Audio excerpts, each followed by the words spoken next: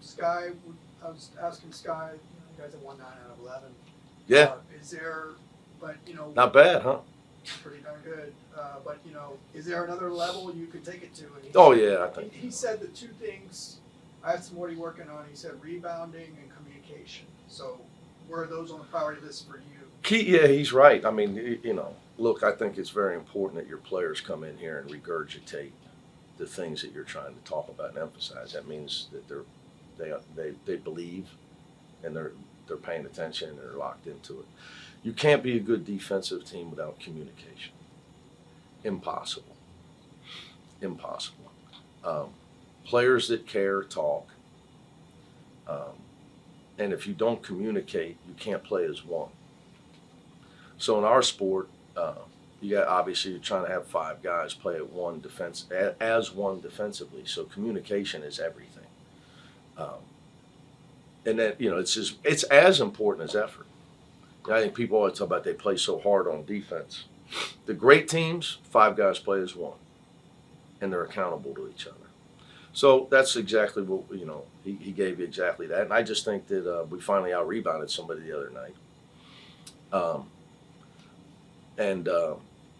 think it's why we won, was our second chance points, and it's an area we can continue to improve. I thought Adai was big on that, and it's I think Sebastian plays a lot, and he can do it.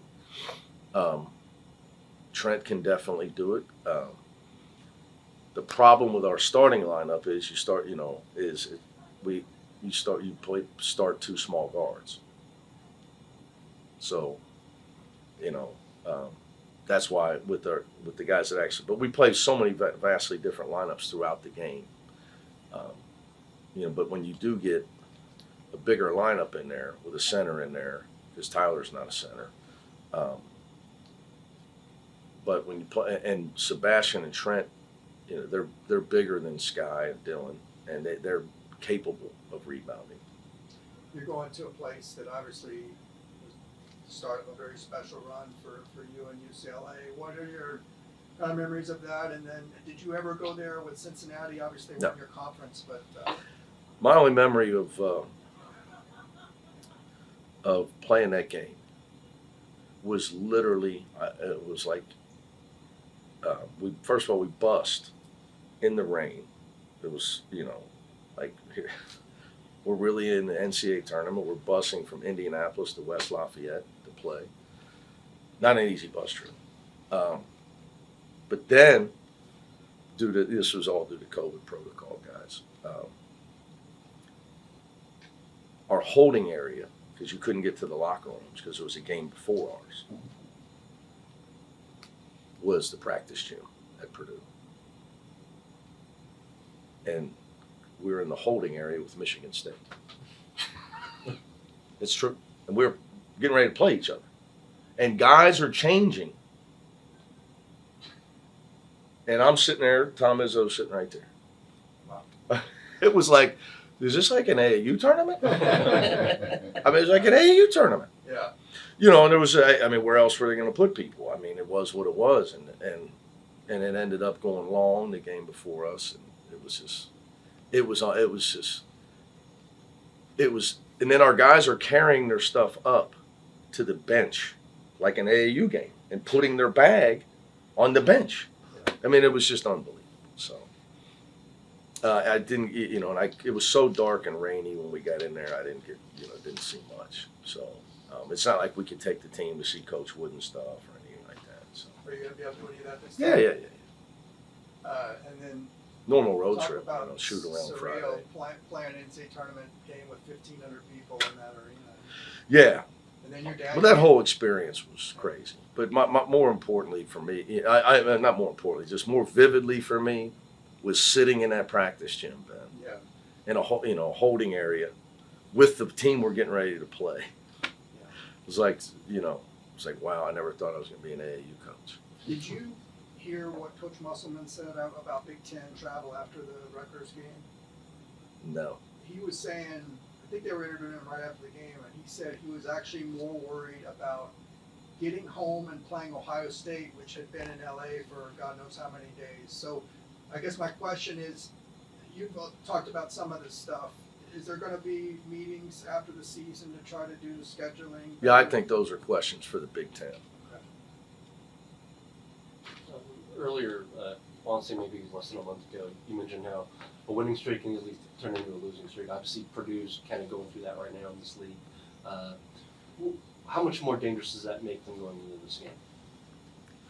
Look, I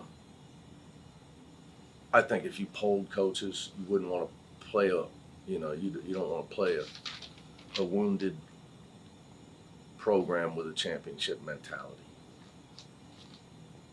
That being said, I have so much respect for Matt Painter that if they'd have won, I still think if they'd have won their game against Indiana, I'd still think they would have had a great week of practice because he's a great coach. So some of that stuff is a little overrated. It goes back to coach paranoia. Mm-hmm. But the psychology of the schedule can be real. And the to further that, I think you can play well, which they did at Michigan and lost by 2. And you can play well and lose. You could play well for 30 plus minutes as they did against Wisconsin, and they were in control. And then all of a sudden, Wisconsin, as they can do, makes every shot. And they can't, so that's why I always allude to it's like the NBA because there's so much talent in the pros that even the best teams have pros, or I'm sorry, even the worst teams have pros, and they can just start making shots and beat you. So I just that's life in a great league, which now obviously there's 2 unbelievably deep leagues. Big 12's a touchdown this year, but they're still a great league. But in these 18, these leagues, I mean, we're at 18 right now. Yeah. I said right now. I said right now. That'll probably change. It will. If it's not 20 to 22 within the next 4 or 5 years, I'll buy you Starbucks. Wanted to ask about the 3 guys. Yeah, I'm high end. If I was an assistant, I'd have said the Speedway call. 3 guys who were redshirting. How would you assess their improvement and development this year, and hopes for being able to contribute next year? Well, it's hard to even talk about next year, and so they're all great kids. Devin has been fighting. He been a couple times. He's gotten really sick, so it's not been. It's been a tough month for him with a couple different viruses. Brandon's been fighting a little bit of a groin. Eric Freeney's been the healthiest, so he's probably had the best run at practice. So that's all. I can't. Next year, we live in a world where my whole team's allowed to go in the portal when the season's over. So how can you talk about next year? I mean, I'm so jealous of you got the Dodger hat on. I mean, at least they got guys under contract. I mean, we don't have anybody, so I'd like to know everybody's coming back, but I mean, so it's hard to even discuss next year. But Devin and Brandon having played here for a year, how Yeah. much has that helped them in this year, kind of, knowing what you want and working on those things? Well, I do think it's important that you got to have some foundational pieces. You got to have, I think if you were to give a perfect world, right, that you're bringing in talent to a team with a lot of guys back. And then you add the whipped cream and the hot fudge on top, and you got a championship Sunday. I think it's hard to go get the whole Sunday, and win a championship. That's why, it's just that we've had a really good year, but in a situation we're in, we had to go get a lot of our main pieces, and they're in their first year with us. So that's why I said the other day, I think we're still can improve. We're still a little bit of a work in progress. But I would agree if that you're alluding to, it helps to have some guys that you've trained. After a week like this past one, when you grind out a win against Ohio State, you have a tough one against Minnesota. Like, how does that teach the guys about this Big Ten conference? I mean, I'd say they learned early, January. That's true. You know, they learned early January. I mean, every game in this conference, we just saw the schedule can dictate how tough your weeks can be. So I think they're well aware of how tough these road trips are. Purdue played for the national championship last year, so if they're not aware who Braden Smith is, Trey Kaufman, Renz, and Foster Lawyer, they live under a rock. So I think they would know. I mean, they learned early on. But just like, how does that help for come NCAA tournament time that you guys have played such a tough schedule in the conference? That's the real question, because there's a school of thought out there that the Big Ten. This is before we got in it. The beating each other up has hurt them come tournament time. You got to stay fresh-legged as much as you can as a coach. You got to stay fresh-minded because it's not just physical. I've always Darren Savino's should have been a head coach a long time ago. Okay, but it is what it is. He's not a self-promoter. He came up with this line, and we've been together so long, I don't remember when. Mental state is everything. And you can put people in a certain mental state, and you can control it's talk of what iPhones do to kids, right? Mental state, it can control their attitude. It can control their moods, their efforts. So we believe in, and you got to try to keep your team in a mental state of where they're having some fun.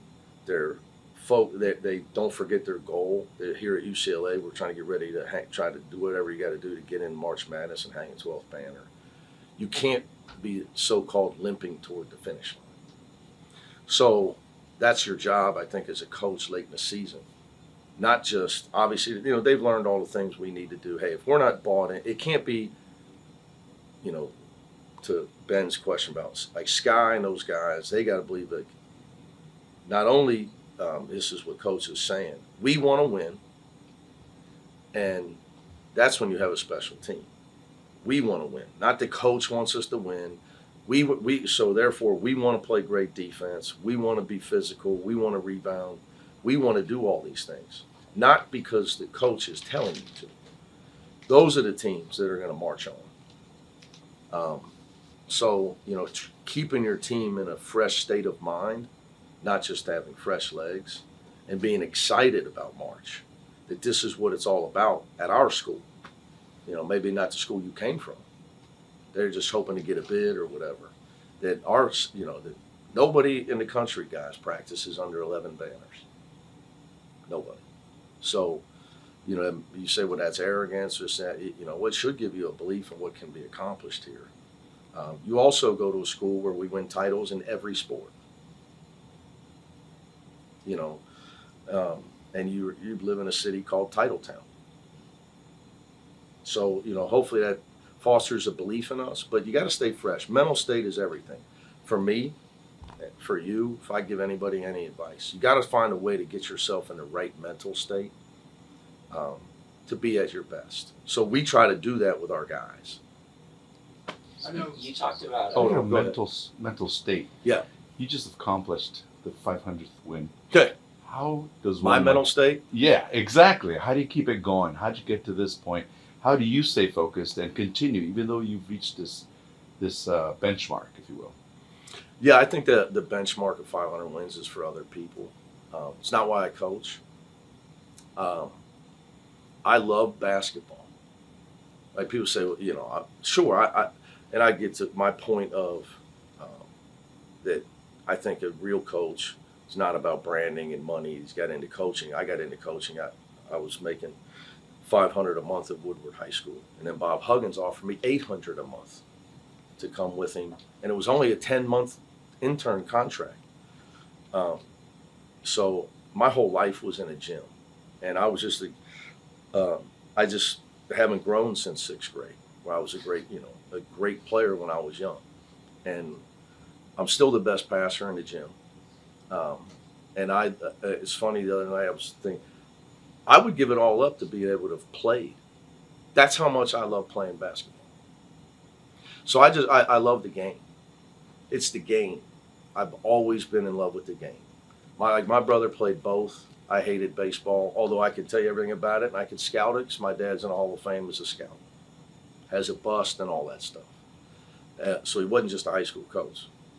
But I had no interest in it. As a player, I'd do anything to get in the gym, and anything to get my, to have enough gas, have enough money to get some gas to go pick up Steve Gentry in Evanston, who played at Xavier, and some of the guys, and get into some open gyms or play in the park all day, every day. Loved it. Loved it. Still do. Got one more for you. And I know stats can be twisted this way and that, and you can make anything of it, but when a guy plays at least 15 minutes, I got one for you. How about 20? Because I got that printout as well. you're 8-0 with 15. 6-0 at 20. Okay. Does that mean anything to you? Oh yeah, there's a lot of other ones as well though. Okay. I have Alex. You can break down a lot of analytical stuff with it. I think here's where I'm most proud of Adem. We put him in the game the other night for defense. I don't know if you noticed. Like he was a dead ball. And did he say it? Yeah. We put him in for defense, and that is a huge factor. And if you look analytically at our 2-point defense when he's in the game, it's exponentially better. Exponentially better, because it's not just block shots, it's change shots. So, and then defensive Tyler, he's a shooter. I mean, he's tough as nails, but he's not a shot blocker. So Adem's development is a credit to him, staying the course, not getting caught up in the hype, having tremendous support people, his parents and the people behind him in basketball. That I thought he was going to adjust quicker. They're the ones that told me, Coach, he's just a young kid now. He's going to need some time. So, I think the importance of, we talk about Dave Andrews and great job. Tremendous support and understanding from his parents and the basketball people behind him, patience, and knowing that this was going to be a process of growth for him. But not easy. Not easy. I'm hard on guys, but I have tremendous empathy because I know what they go through. The high rank guy, we're in a society. Everybody's supposed to come in and be one and done, be a lottery pick, and the pressure on these kids is amazing. I'd be remiss if I didn't ask a follow-up. So. Oh yeah, the springboard game. Well, he's had a lot of those. So, Yeah. so when you see that he's 8-0 in this and 6-0 in this, do you say, oh well, let's keep going? Make sure you get 20 minutes a game. Make sure you got to understand. In the middle of that is when he got the norovirus, and then he came out. He went from that and had some. It turned into a horrible respiratory thing. Up until the other day, never say the guy's keeping tissues in his sock in practice. Like you're allowed to sub out, blow your nose. I turn around, he keeps doing it. I'm like, yeah. I saw Dirk Nowitzki back in the day. I used to go watch Dallas practice. My buddy Monty Mathis was coaching. I was like, that's gross. Isn't it a European thing? Throw it away. You're allowed to sub out, though. You don't want to sub out, so there's no putting it in his sock. But that shows how much he's come in his competitive nature. And that's why he's getting better. I saw about his heart. He's just competitive nature. He's really grown in that. But yeah, absolutely. And trying to break it all down analytically a little bit. All right, guys. Thank you. Thank you.